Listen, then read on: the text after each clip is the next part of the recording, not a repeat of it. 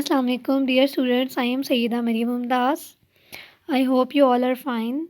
आज का जो हमारा लेक्चर है वो चैप्टर 8 में से है, क्लासेस एंड ऑब्जेक्ट्स, और जो टॉपिक है हमारा वो है ऑब्जेक्ट।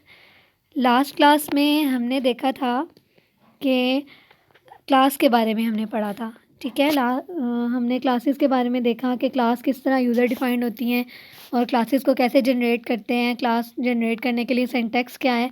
तो आज उसी का एक और पार्ट हम पढ़ेंगे जो कि है ऑब्जेक्ट। ऑब्जेक्ट क्या होता है जी? Object are instances of class which holds the data variables declared in class and member function work on these class objects. यानी ऑब्जेक्ट्स जो हैं वो क्लास के वो इंस्टेंसेस हैं जो क्लास में मौजूद डाटा वेरिएबल्स और मेंबर फंक्शंस को होल्ड करते हैं, और अगर हमने इनको एक्सेस करना है तो क्या होता है कि हम ऑब्जेक्ट को यूज़ करेंगे, ठीक है। यानी क्लास में मौजूद मेंबर फंक्शंस और डाटा मेंबर्स को अगर हमने एक्सेस करना है तो उसके लिए हम ऑब्जेक्ट बनाएंगे और ऑब्जेक्ट के ज़रिए उनको एक्सेस करेंगे, ठीक है। और class can not be use without creating its object. Class को अगर हम क्लास बना लें लेकिन क्लास में ऑब्जेक्ट ना क्रिएट करें तो फिर हम अपनी क्लास को यूज़ नहीं कर सकते, ठीक है। तो ये नेसेसरी पार्ट है।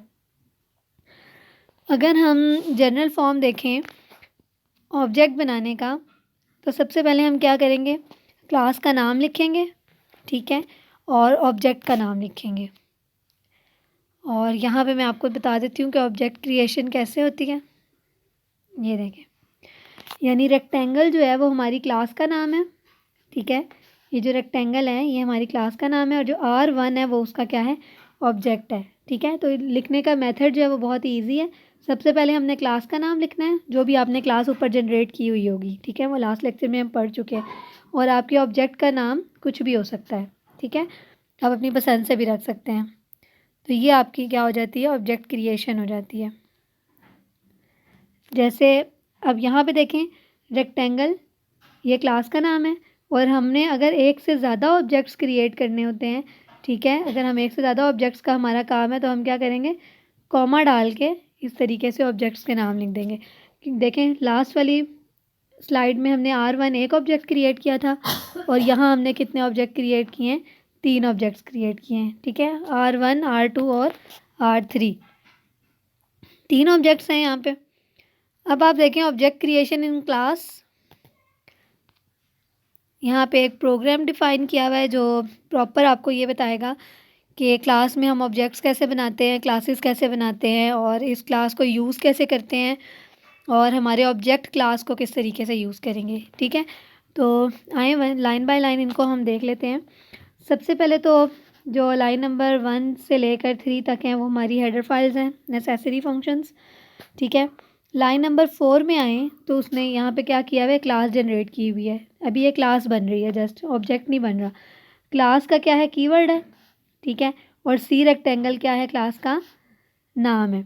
उसके बाद एक्सेस स्पेसिफायर यूज़ किए हैं, ठीक है। मैंने आपको बताया था ना कि एक्सेस स्पेसिफायर यूज़ करते हैं जिसमें हमें ये बताया जाता है कि कौन से वेरिएबल्स और कौन से फंक्शंस जो हैं वो प्राइवेट रखने हैं और कौन से वेरिएबल और फंक्शंस जो हैं वो पब्लिक रखने हैं। अब अगर आप यहाँ पे देखें तो प्राइवेट में उन्होंने 2 वेरिएबल लिए हैं, ठीक है, यानी इंटीजर x और y।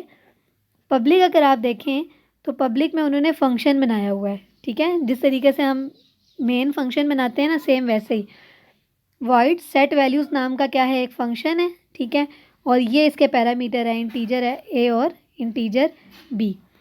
उसके बाद उसने क्या कहा है कि x इक्वल टू a, यानी x को उसने a वाली वैल्यू जनरेट कर दी है ये, और y को उसने b वाली वैल्यू जनरेट कर दी है, ठीक है। उसके बाद यानी ये जो है ना कर्ली ब्रेसेस में ये फंक्शन की डेफिनेशन है। उसके बाद उसने एक और फंक्शन बनाया है इंट एरिया नाम का, और एरिया नाम का फंक्शन जो है वो क्या कर रहा है, एरिया ऑफ द रेक्टेंगल, यानी ये लाइन प्रिंट कर रहा है, एरिया ऑफ द रेक्टेंगल और एक्स स्टेरिक वाई, यानी ए और बी को आपके प्रोग्राम में जो भी वैल्यू दी जाएगी उनकी मल्टीप्लिकेशन कर देगा, ठीक है। उसके बाद जो है वो क्या है, मेन फंक्शन स्टार्ट हो जाता है। अच्छा, क्लास जब क्लोज करते हैं तो कर्ली ब्रेसेस लगा के आगे सेमी कॉलन भी लगता है, ठीक है। उसके ये क्लास क्लोज हो रही है। उसके बाद मेन फंक्शन स्टार्ट किया, मेन फंक्शन के बाद जो है अब देखें यहाँ पे ऑब्जेक्ट क्रिएशन है।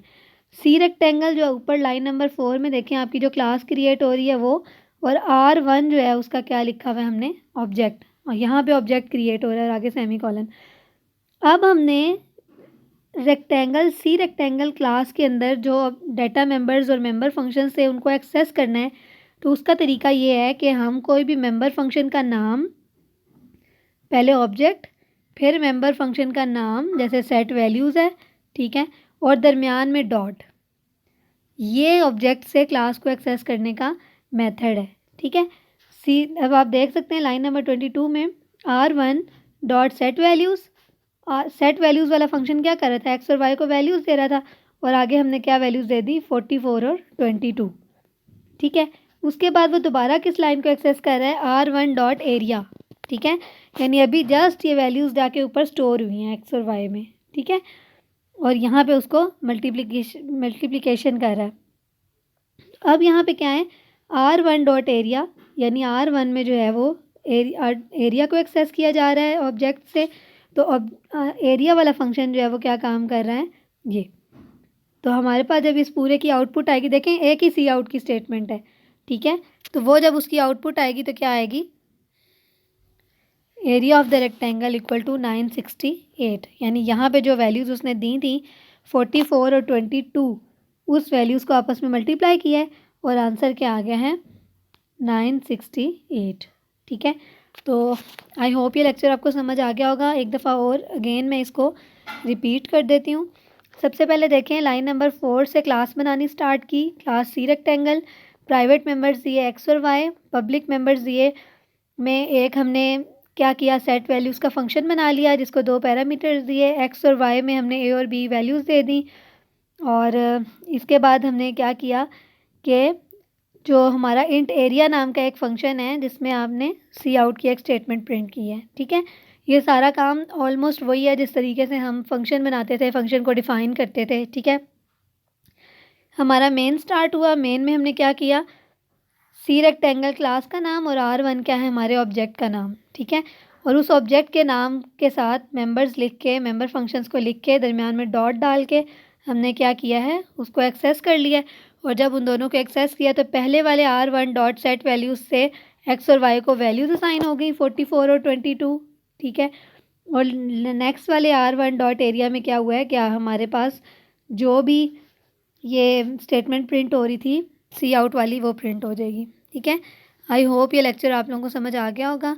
फिर भी अगर इसमें कोई भी किसी भी किस्म की क्यूरी है तो आप लोग पूछ सकते हैं। अपना ख्याल रखिएगा। अल्लाह हाफ़िज़।